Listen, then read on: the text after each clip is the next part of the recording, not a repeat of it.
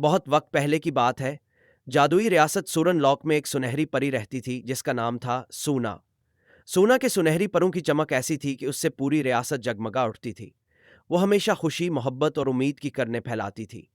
سورن lock اپنی انوکھی قدرتی خوبصورتی اور سنہری روشنی میں نہائے ہوئے محل کے لیے مشہور تھا، جو پری کی طرح ہی منفرد اور جادوئی تھا۔ ایک دن سورن لاک پر گہرے بادل چھا گئے۔ یہ اندھیرے کا جادوگر کالی پاش تھا، جس نے اپنی سیاہ جادو سے پوری ریاست کو اپنے قبضے میں لے لیا۔ ریاست کی خوشیاں غائب ہو گئیں اور ہر طرف اداسی چھا گئی۔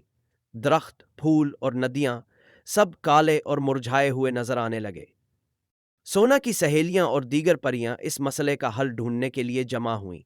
سب نے مل کر سوچا کہ اگر کوئی اس چمکتی ہوئی روشنی کو حاصل کر لے جو پہاڑوں کے پار چھپی ہوئی ہے تو ریاست کو بچایا جا سکتا ہے۔ سونا کو اس بہادر مشن کے لیے منتخب کیا گیا کیونکہ اس میں بے خوفی اور محبت کی طاقت تھی۔ سورج کی پہلی کرن کے ساتھ سونا اڑ نکلی۔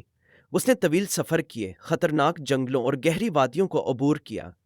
آخر کار وہ اس پہاڑی غار کے قریب پہنچی جہاں وہ جادوئی دیا رکھا تھا۔ دیا سے سنہری روشنی اور چمکدار لہریں نکل رہی تھیں، مگر یہ کام اتنا آسان نہ تھا۔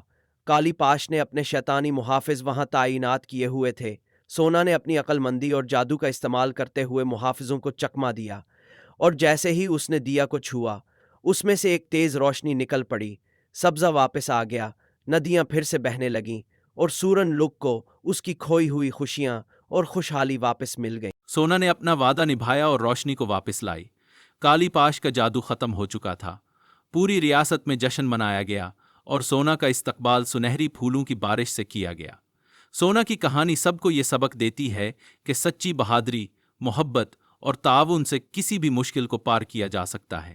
اور اسی طرح سنہری پروں والی پری سونا سورن لک کی ہیروئن بن گئی۔ تب سے فسے اس جادوئی ریاست کی کہانی نسل در نسل سنائی جاتی رہی، جو یہ بتاتی ہے کہ کیسے ایک چھوٹی سی امید سب سے بڑے اندھیرے کو بھی دور کر سکتی ہے۔